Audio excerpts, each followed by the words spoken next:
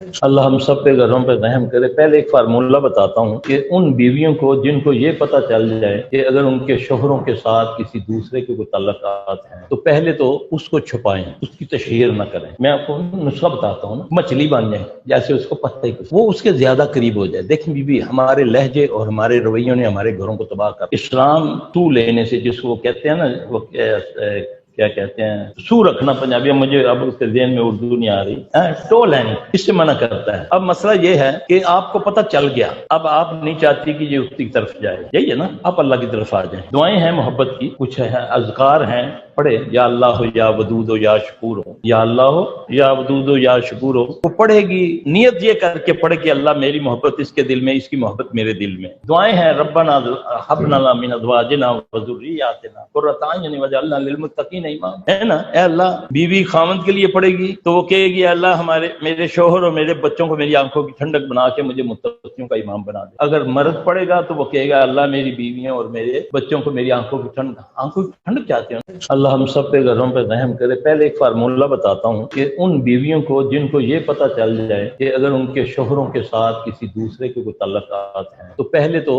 اس کو چھپائیں، اس کی تشہیر نہ کریں۔ میں آپ کو نسخہ بتاتا ہوں نا، مچھلی بن جائیں جیسے اس کو پتہ ہی کچھ، وہ اس کے زیادہ قریب ہو جائے۔ دیکھیں بی بی، ہمارے لہجے اور ہمارے رویوں نے ہمارے گھروں کو تباہ کر۔ اسلام تو لینے سے، جس کو کہتے ہیں نا، وہ کیا کہتے ہیں، سو رکھنا پنجابی، مجھے اب اس کے ذہن میں اردو نہیں آ رہی، ٹو لینی، اس سے منع کرتا ہے۔ اب مسئلہ یہ ہے کہ آپ کو پتہ چل گیا، اب آپ نہیں چاہتی کہ یہ اس کی طرف جائے، یہی ہے نا، آپ اللہ کی طرف آ جائیں۔ دعائیں ہیں محبت کی، کچھ ہے اذکار ہیں، پڑھے یا اللہ ہو یا ودود ہو یا شکور ہو، یا اللہ ہو یا ودود ہو یا شکور ہو، وہ پڑھے گی نیت یہ کر کے پڑھے کہ اللہ میری محبت اس کے دل میں، اس کی محبت میرے دل میں۔ دعائیں ہیں ربنا ہب لنا من ازواجنا وذریاتنا قرۃ اعین واجعلنا للمتقین اماما، ہے نا۔ اے اللہ، بیوی خاوند کے لیے پڑھے گی تو وہ کہے گی اللہ میرے شوہر اور میرے بچوں کو میری آنکھوں کی ٹھنڈک بنا کے مجھے متقیوں کا امام بنا دے۔ اگر مرد پڑھے گا تو وہ کہے گا اللہ میری بیویوں اور میرے بچوں کو میری آنکھوں کی ٹھنڈک چاہتے ہیں۔ پھر جس گھر میں 3-4 بچیاں ہوتی ہیں، جوان ہوتی ہیں، رشتہ آتا ہے ماں باپ کو، اب جوان ہے، 4-5 جوان ہیں، اب وہ آتے ہیں رشتہ لینے کے لیے، وہ کہتے ہیں نہیں جی اسی تے ایل نہ کرنا ہے، یہ تے چھوٹی ہے سارے ہیں، پہلے بڑی دا کریں گے تو پھر چھوٹی دا کریں، ایسا ہے نا۔ اب جس کا رشتہ آ رہا ہے کر دو، یہ رکاوٹ دور ہو جائے گی۔ کرنا تو ہے نا سب کا، نہیں لوکی کی کہیں گے وہ زیادہ مسئلہ سی، یہ بھی شیطان کی طرف سے، یہ تلبیس ابلیس ہے، یہ ابلیس کی ایک چال ہے، والدین کے ذہن میں، معاشرے کے ذہن میں ڈالے گا، لے وڈیاں بیٹھی ہیں تو چھوٹی نے پہلے کر دیتا، جب چاروں ہی ہیں بیانے والی تو کرنا شروع کرو، یہ راستہ تو ہٹاؤ۔ اچھا، اب کسی کو یہ اثر ہو چکا ہے، رشتے آتے ہیں واپس چلے جاتے ہیں، اچھی بڑی بچی ہے، پڑھی لکھی ہے، ایسا لڑکوں کے ساتھ بھی ہوتا ہے، لڑکیوں کے ساتھ بھی ہوتا ہے، تو بہترین ایک مجرب علاج ہے الحمدللہ، اللہ کے فضل سے الحمدللہ ثم الحمدللہ، اگر اس نے یہ کر لیا، وہ لڑکی ہے یا لڑکا ہے، اللہ تعالیٰ خیر برکت، کیونکہ قرآن برکت والی چیز، انما القرآن لما قرئ لہ، قرآن کو جس مقصد کے لیے پڑھو اللہ اس میں آپ کو کامیابی دیتا ہے۔ سورہ فرقان آیت نمبر 23 یہ مجرب ہے، اور الحمدللہ ہزاروں کو بتایا، اللہ کے فضل سے اللہ نے اپنا فضل کر دیا، چاہے وہ 45 سال کی پہنچ گئی، اللہ نے اس کا رشتہ کروا دیا الحمدللہ، کیونکہ اللہ کہتا ہے بندے تیرے میں گمان کے مطابق، تو میں جب اللہ سے کہہ رہا ہوں، اللہ سے کہہ رہی ہوں تو اللہ کرے گا۔ آیت نمبر 23 رات کو سونے سے پہلے، یعنی کہ پاک ایام کے اندر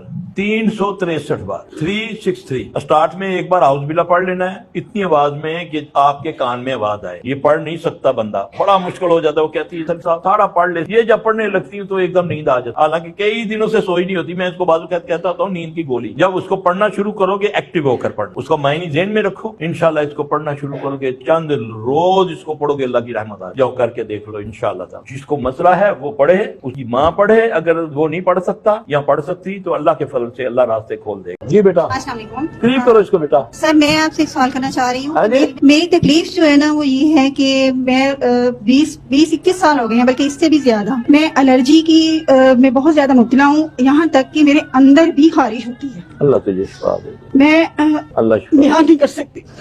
اچھا، یہ قابل علاج ہے یہ حضرت ایوب علیہ السلام کو مرض تھا الرجی کا نا، تو قرآن نے اس کا علاج بتایا ہوا ہے، یہ شیطان کی طرف سے ہوتی ہے یہ بیماری، تو کوئی بات نہیں، اس کا علاج موجود ہے، اور اللہ کا لاکھ لاکھ شکر ہے، میرے موبائل میں تصویریں ہیں ایسی ایسی کہ آپ اس کو دیکھ بھی نہیں سکتی ہیں، میرے نیلز بھی اب نیچے کو جھکتے جا رہے ہیں۔ آپ ایک تو نا پاک مٹی سے غسل کریں، جی جی، صابن کی جگہ کہیں بورنگ ہوتی ہو نا، اس کے نچلے حصے کی مٹی لے لیں، اس کو لگانا، اس سے کریں غسل۔ دوسرا آپ نے ربی انی مسنی الضر وانت ارحم الراحمین، اس آیت کو آپ نے کثرت سے پڑھنا ہے، ربی انی مسنی الضر وانت ارحم الراحمین، تو انشاءاللہ فرق پڑ جائے گا، نہ ہو تو پھر آپ سیلفی ہو یہ سائیں کتنی مرتبہ پڑھنی ہے؟ کھلا پڑھو، پڑھتے رہے کھلا پڑھیں؟ کھلا، بس ایک بار اعوذ باللہ پڑھ لو ہاں جی، اور انشاءاللہ اندر باہر کی ساری الرجی اللہ ٹھیک کر دے گا انشاءاللہ۔ یہ جو خارش کی بیماری، بعض بچیوں کو ٹانکے لگتے ہیں بچے کی پیدائش پہ موقع پر، ان کے زخموں میں پیپ نہیں ختم ہوتی، ان کے لیے بھی یہی علاج ہے، کیونکہ شیطان اپنے اثرات چھوڑتا ہے۔ اس لیے اللہ کہتا ہے نا، میرے بندے ایوب نے مجھ کو نادا کی، مجھ کو پکارا کہ اے اللہ یہ مجھے جو ضرر پہنچی ہے، یہ ربی انی مسنی الشیطان بنصب وعذاب، اللہ یہ مجھے جو تکلیف پہنچی ہے یہ شیطان کے مس سے لگی ہے۔ تو پھر اللہ ہی نے اس کا جواب بتایا نا کہ یہ کہ ربی انی مسنی الضر وانت ارحم الراحمین۔ تیسری دعا، حضرت امامہ رضی اللہ عنہ کو آپ صلی اللہ علیہ وسلم نے ایک دن دیکھا، آپ مسجد میں آئے تو مسجد میں اذان سے پہلے وہ بیٹھے بڑے غمگین۔ تو رسول اللہ صلی اللہ علیہ وسلم نے پوچھا کہ اے امامہ کیا بات ہے؟ یا رسول اللہ صلی اللہ علیہ وسلم حالات خراب ہو گئے ہیں، قرضہ چڑھ گیا ہے، بزدل ہو گیا ہوں، کنجوس ہو گیا ہوں، سستی کاہلی چڑھ گئی ہے، لوگوں کا دباؤ ہے، خوف ہے، یہ ساری چیزیں بتا رہے ہیں۔ اللہ کے نبی نے فرمایا کہ امامہ میں تجھے ایسے لفظ سکھا دیتا ہوں کہ اگر تم اس کو صبح شام پڑھو گے تو اللہ تجھے تمنگر کر دے گا۔ فرمانے لگے میں نے اس کو چند دن پڑھا صبح شام۔ ایک حدیث میں آتا ہے کہ 8 چیزوں سے اللہ کی پناہ میں آ جایا کرو، اللہ تمہارے راز سنوار دے گا۔ اللہم انی اعوذ بک من الہم والحزن، واعوذ بک من العجز والکسل، واعوذ بک من البخل والجبن، واعوذ بک من غلبۃ الدین وقہر الرجال۔ صحابی کہتا ہے اس کو چند دن میں نے پڑھا میرے معاملہ ٹھیک ہو گئے۔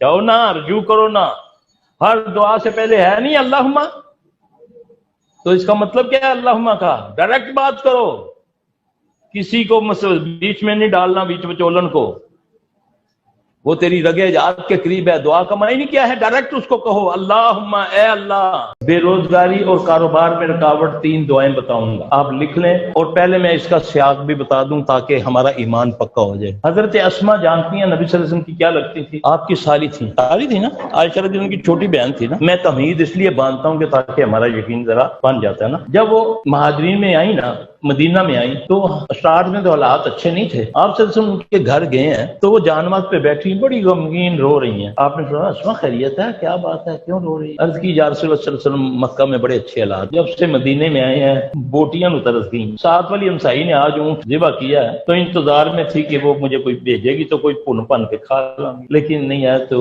آپ نے فرمایا فکر نہ کر، تمہیں میں ایسی دعا بتاتا ہوں اللہ برکت دے دے گا۔ اللہ نے ان کو ایک دعا بتائی، اللہم فارج الہم کاشف الغم مجیب دعوات المسترین رحمان الدنیا، ہے نا دعا یہ؟ فرماتے ہیں کہ جب انہوں نے یہ پڑھنی شروع کی تو مدینہ کے اندر ان سے زیادہ امیر کوئی خاتون نہیں تھی۔ جب کہیں لشکر قافلے جاتے تو امیر سب سے اخیر میں اس کے پاس آتے، پھر وہ پوچھتی کہ کتنا پینڈا ہے، کتنے لوگ ہیں، کتنے دن کا سفر ہے، پھر وہ اس حساب سے ان کو اونٹ دیتی، یہ سفر کے لیے، یہ کونے کے لیے، کھانے کے لیے۔ یہ وہ دعا ہے، یقین سے پڑھو، یقین سے، اللہم فارج الہم کاشف الغم مجیب دعوت المسترین۔ یہ آپ کو ملے گی، کتابوں میں ہے۔